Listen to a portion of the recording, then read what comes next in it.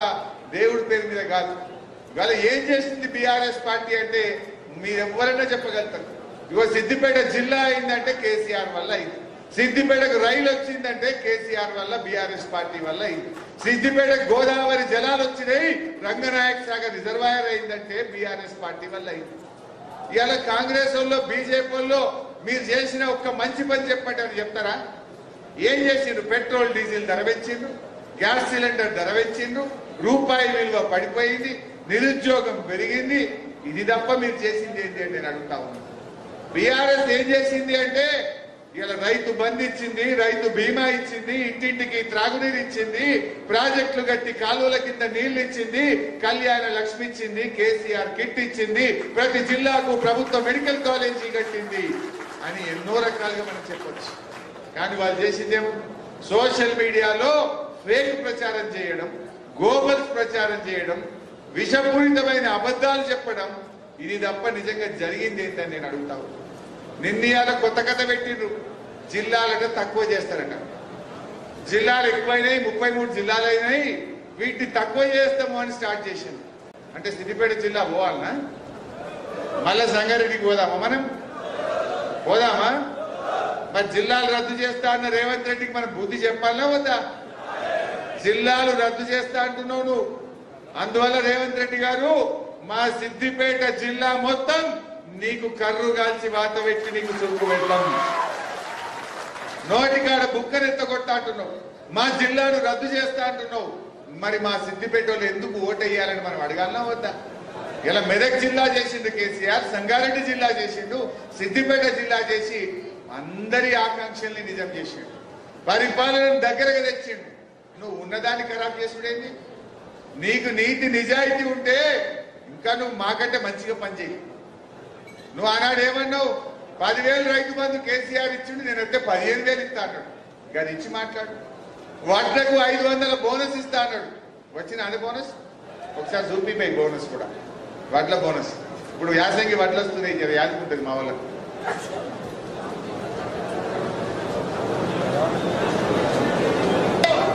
అంతకంటే రైతులు పండిస్తున్న పంట వరి ధాన్యం.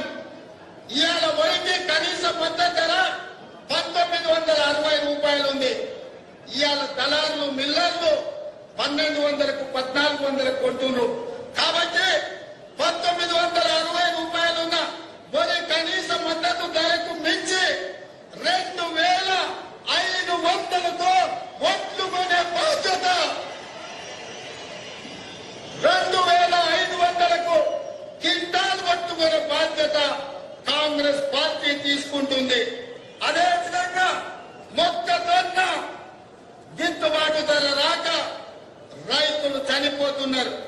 ఇవాళ కనీస మద్దతు ధర 1870 రూపాయలు ఉంది. కాంగ్రెస్ అధికారంలోకి వచ్చి 2200 రూపాయలకు మొక్కజొన్న కొనుగోలు చేస్తుంది. కాంగ్రెస్ అధికారంలోకి వచ్చి 2500కు వడ్లు, 2200కు మక్కలు కొంటాను. మరి అధికారంలోకి వచ్చినావు, మరి ఇప్పుడు కొంటవా కొనవా? కొంటవా కొనవా? ఇప్పుడు మన నంగనూరు మండలంలో మక్కలు బాగా పెట్టారు. ఇక ఇది చిన్న కోడూరు, సిద్దిపేట మొక్కని అంతా వడ్లు ఉన్నాయి. నంగనూరులో కూడా కొద్దిగా వడ్లు ఉన్నాయి, కానీ భాగవతంలో మక్కలు బాగున్నట్టున్నాయి. మరి ఇప్పుడు ఆ మద్దతు ధర రావాలన్నా వద్దా? సపోర్ట్ చేస్తుందా మరి కాంగ్రెస్? మాట్లాడమంటే ఓ మాటలు కోటలు దాటుతున్నాయి.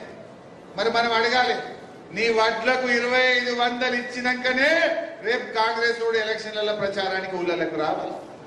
మక్కలకు 2400 ఇచ్చినాకనే బిడ్డను ఊళ్ళకు రావాలని మనం గట్టిగా అడగాలనే వద్దా? ఇప్పుడు మీ ఊళ్ళలో కళ్ళాలు స్టార్ట్ అవుతాయి, రేపో మాపో వడ్ల కొనుగోలు కేంద్రాలు స్టార్ట్ అవుతాయి. మనం ఆడ గట్టిగా రైతులకు చెప్పాలన్నా వద్దా? అసలు రైతులకు ఇచ్చిన ఒక్క మాట అమలు చేసినాడే. రైతులకు 2 లక్షల రుణమాఫీ అన్నాడు, మోసం. రైతు వడ్లకు, మక్కలకు 500 బోనస్ అన్నాడు, మోసం. రైతులకు రైతు బంధు 10,000 నుంచి 15,000కు పెంచుతా అన్నాడు, దగా.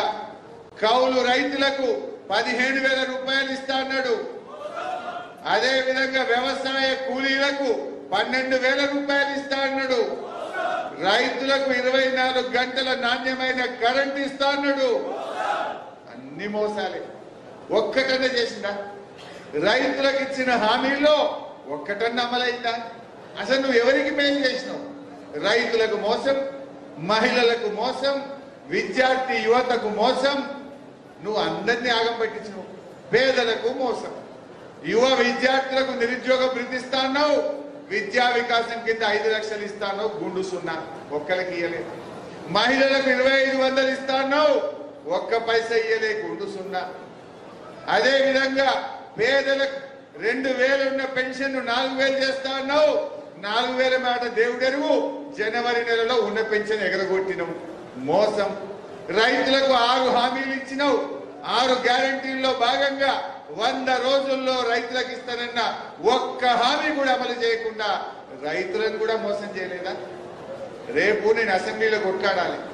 మొన్న కొట్లాడినా లేదా? అసెంబ్లీలో గట్టిగా నేను కొట్లాడినా? రేపు నేను గట్టిగా అడగాలనా వద్దా? ఇలా మెడలు వంచాలనా వద్దా? ఈ కాంగ్రెస్ ను నిలదీయాలనా వద్దా? నిలదీయాలంటే ప్రశ్నించే గొంతును గెలిపియాలి.